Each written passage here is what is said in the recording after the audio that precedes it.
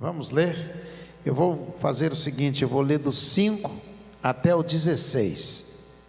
Não costumo ler texto longo, mas para que você possa entender. Tito 1, do 5, ou do 5º até o 16º. Foi por esta causa que deixei você em Creta, para que pusesse em ordem as coisas restantes, bem como em cada cidade constituísse presbítero conforme prescrevia você, alguém que seja irrepreensível, marido de uma só mulher, que tenha filhos crentes, que não são acusados de devassidão, nem são insubordinados, porque é indispensável que o bispo, por ser encarregado das coisas de Deus, seja irrepreensível, não arrogante, alguém que não se irrita facilmente, não apegado ao vinho, não violento e nem ganancioso.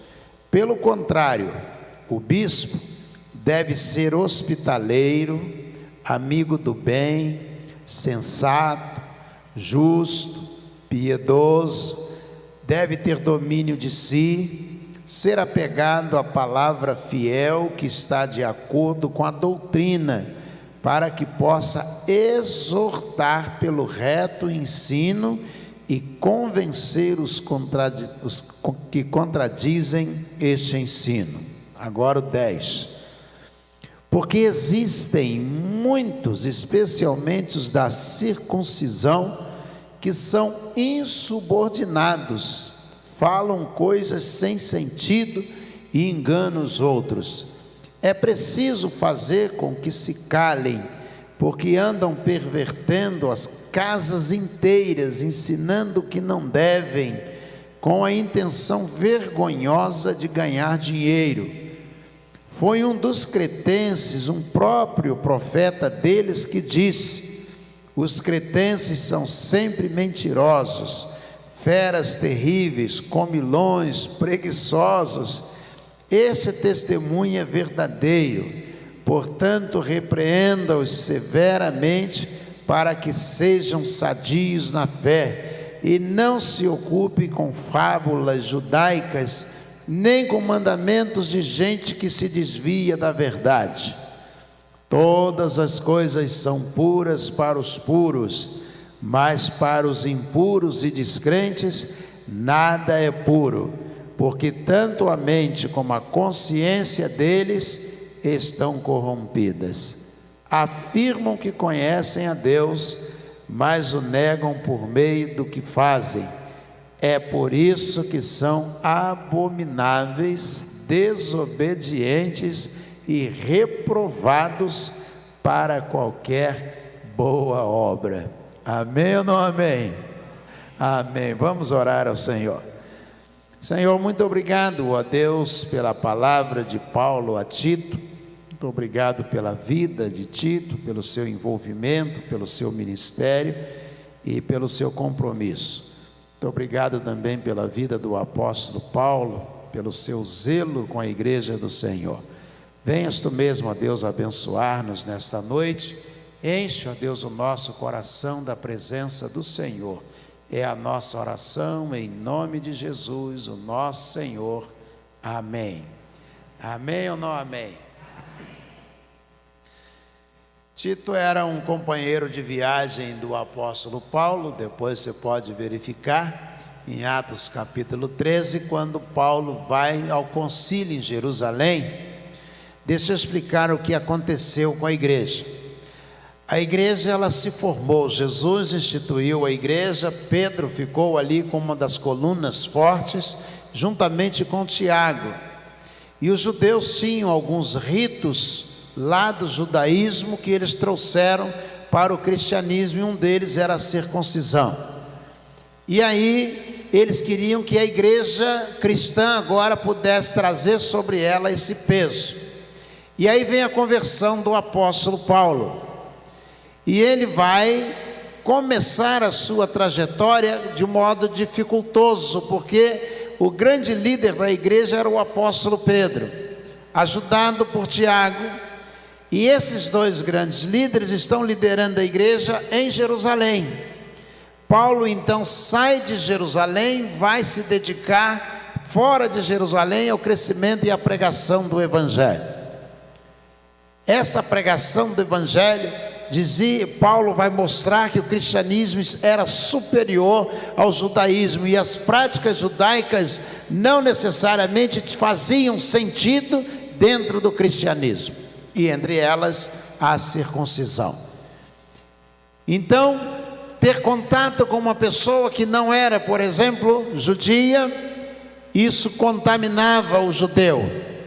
E Paulo vai ensinar que não, que o Evangelho era para todas as pessoas, que Jesus conversou com pessoas de fora. Por exemplo, a mulher que vem lá de Tiro e Sidom, Jesus vai conversar com a mulher à beira do poço, dizendo a ela que também para eles era o Evangelho, dando um alargamento na visão de Pedro e de Tiago. E ele vai implantar a igreja, já que não vai atuar em Jerusalém, ele vai atuar fora de Jerusalém.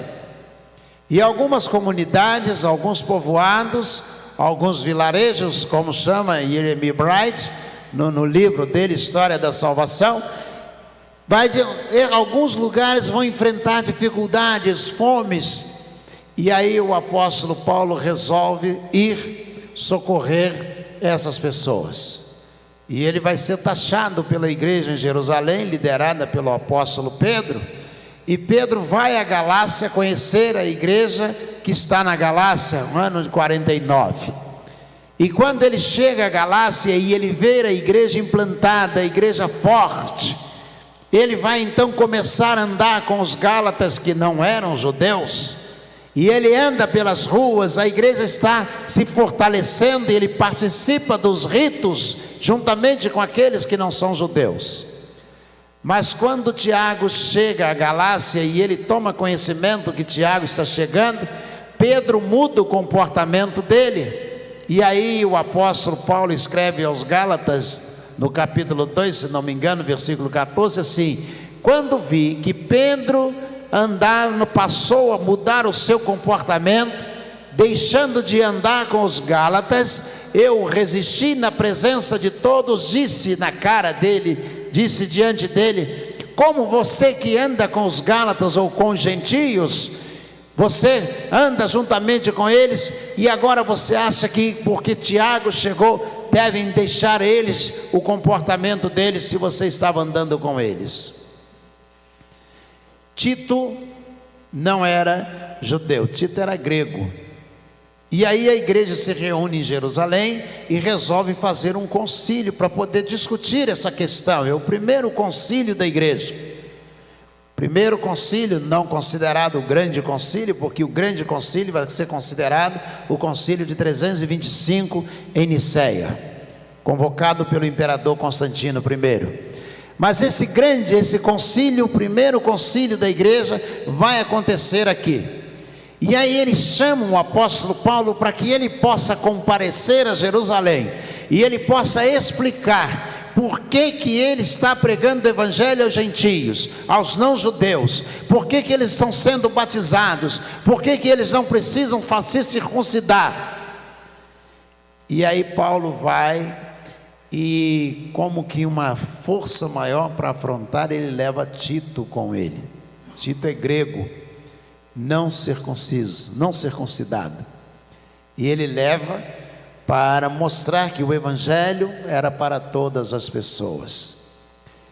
E agora nós estamos diante de uma carta a este líder, a este pastor, que Paulo está escrevendo a ele. E ele está escrevendo já no final da sua trajetória, provavelmente na sua segunda prisão. Há uma larga discussão se a carta foi escrita na primeira ou na segunda prisão do apóstolo Paulo em Roma. Paulo está vivendo um momento de grande dificuldade.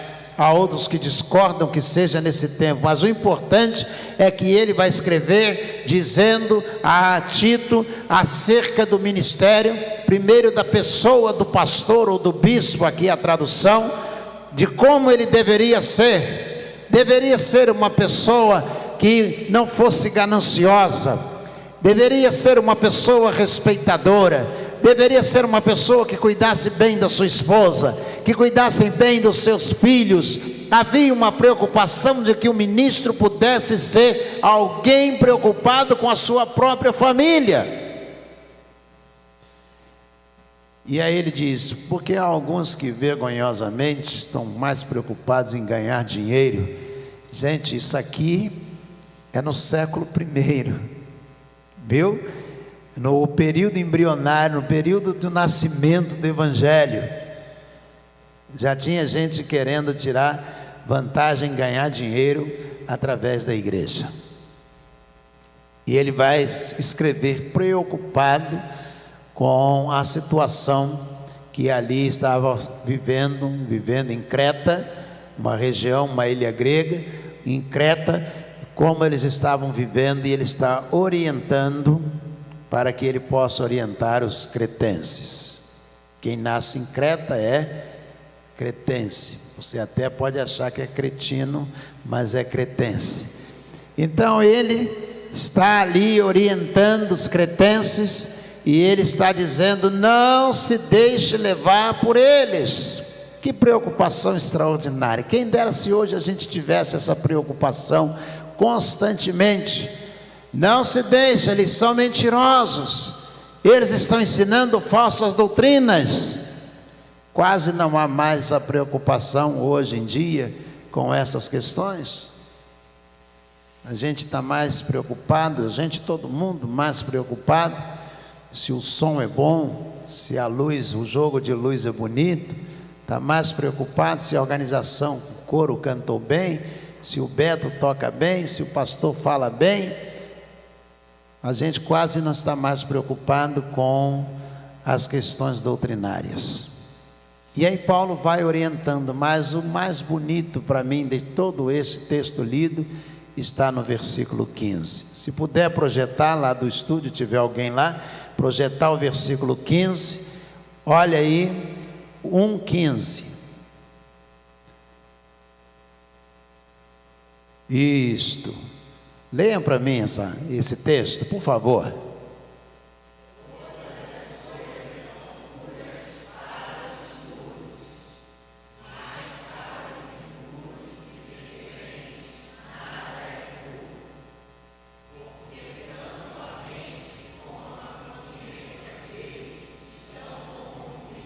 Só isto. Paulo, ele está preocupado, e ele vai dizer a Tito: é muito difícil, porque todas as coisas são puras para aqueles que são puros, mas para os impuros e contaminados, tudo para eles está contaminado. Eu lembro que eu fiz um casamento, celebrei um casamento, e o casal crente em Jesus não queria bebida alcoólica na festa de casamento deles. E lá pelas tantas a noiva saiu chorando, e aí me chamaram, porque um tio da noiva, um cachaceiro, chegou lá e só tinha refrigerante, só tinha suco, e ele vendo aquela mesa com todo aquele suco, ele saiu, foi até o bar, comprou uns litros de cachaça, e ele voltou e entrou na festa escondido com os litros de cachaça. E aí no canto com um copo ele dava cachaça para um cachaceiro igual a ele, para outro e para outro e para outro. E quando a noiva soube, ela entrou em pânico, e pediram para eu ir lá conversar com o casal, porque a briga estava ali na iminência de acontecer. E eu li esse texto para ela: todas as coisas são puras para aqueles que são puros, mas para os impuros todas as coisas estão contaminadas, porque a mente deles é impura. Então não adianta você oferecer suco para ele, porque a cabeça dele só pensa em cachaça. E aí ela ficou me olhando e disse: o defeito não está em vocês, o problema está nele. E você não vai conseguir mudar o problema que está nele. Então aproveita a sua festa, porque a festa é sua, e você é pura. E disse ao rapaz: você é puro, vocês fizeram o que vocês têm de melhor para que as pessoas possam aproveitar, porque todas as coisas são puras para aqueles que são puros, mas todas as coisas são impuras para aqueles que são impuros e contaminados. Então você às vezes vai conversar com alguém e você diz assim: gostei muito disso, assim, assim, que coisa linda. Ele olha logo um defeito, ele já começa pelo defeito.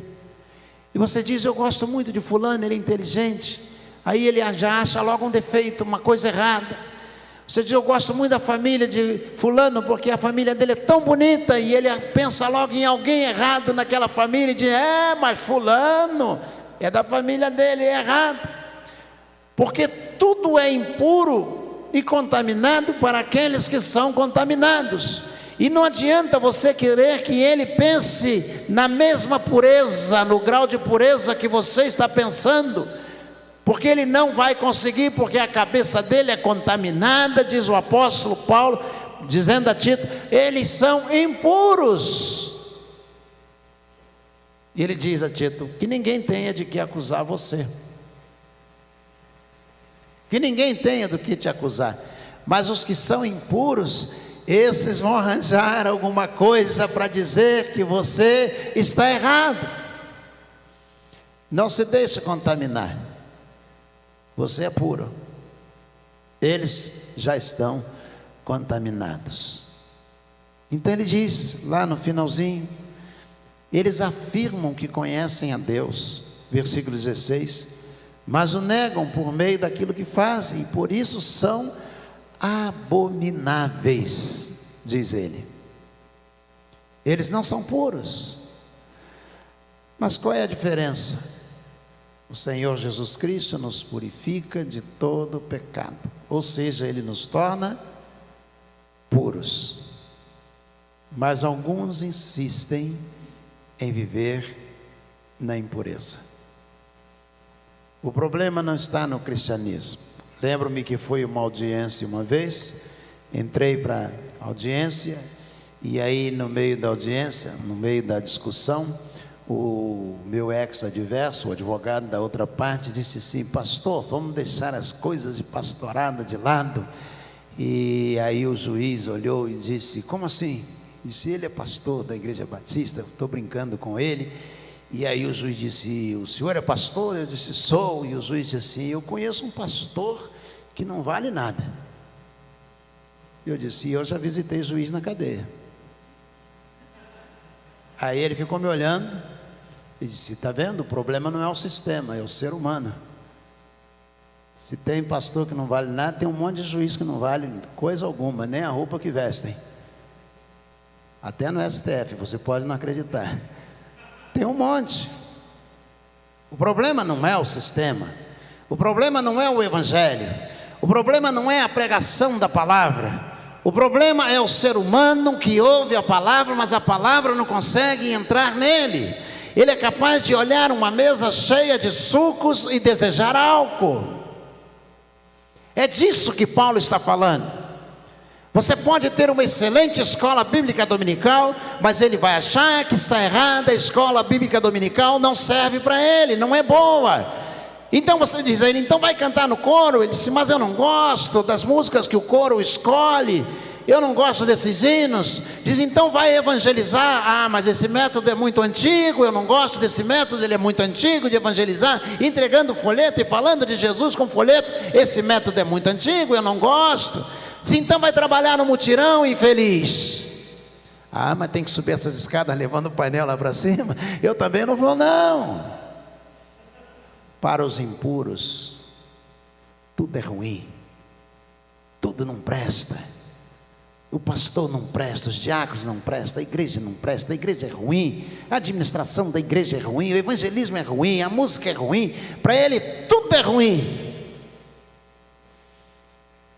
Só ele é bom, porque ele não consegue enxergar a si mesmo.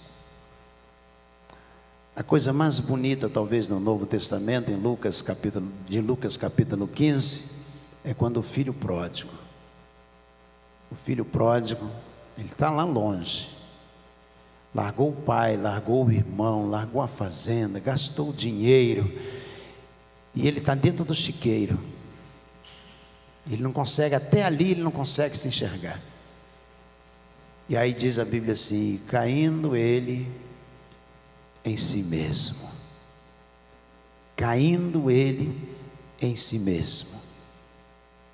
O estúdio está de parabéns, né? Achou o texto antes de eu terminar o versículo. E caindo ele em si mesmo. Olha só, ele estava fora de si. Tudo é impuro para quem está fora de si, para quem não se enxerga. Mas para os puros, tudo é puro. Vamos evangelizar? Vamos ganhar almas para Jesus. Vamos cantar, é tão bom louvar ao Senhor, é bom demais. Vamos fazer uma visita, uma família necessitada? Vamos, eu tenho lá em casa alguma coisa que eu possa oferecer, eu vou dar, eu vou levar, eu vou entregar, porque tudo é puro para aqueles que são puros, foram purificados por Cristo Jesus. Jesus disse aos discípulos: eu envio vocês como ovelhas em meio a lobos. Era para eles reclamarem, mas tudo é puro para aqueles que são puros. Quando vocês pensarem em reclamar, para pensar se o problema não está dentro do seu coração, se o problema não está aqui, caindo em si, lá no chiqueiro. Primeira coisa que ele fez, sabe qual foi? Sair do chiqueiro. Quando ele caiu em si, a primeira coisa, os primeiros passos tiraram aquele rapaz do chiqueiro. Primeiro passo é sair do chiqueiro, porque para os impuros tudo é impuro e tudo é contaminado.